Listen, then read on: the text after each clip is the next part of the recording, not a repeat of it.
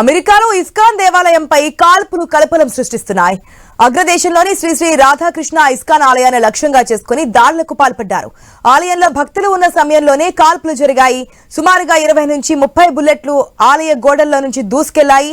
బుల్లెట్లు తాకడంతో ఆలయం అద్దాలు కూడా పగిలిపోయాయి. ఈ ఘటనపై శాన్ ఫ్రాన్సిస్కోలోని భారత కాన్సులేట్ జనరల్ స్పందించింది.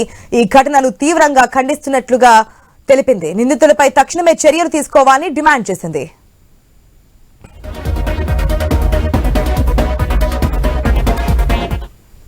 రాత్రి సమయంలో ఈ దాడి జరిగిందని ఆలయ నిర్వాహకులు తెలిపారు. ఆ సమయంలో కొందరు భక్తులు అతిథులు ఆలయంలోనే ఉన్నారన్నారు. దుండగులు 20 నుంచి 30 రౌండ్ల కాల్పులు జరిపారని, ఈ కాల్పుల్లో కిటికీలు గోడలు దెబ్బతిన్నాయని తెలిపారు.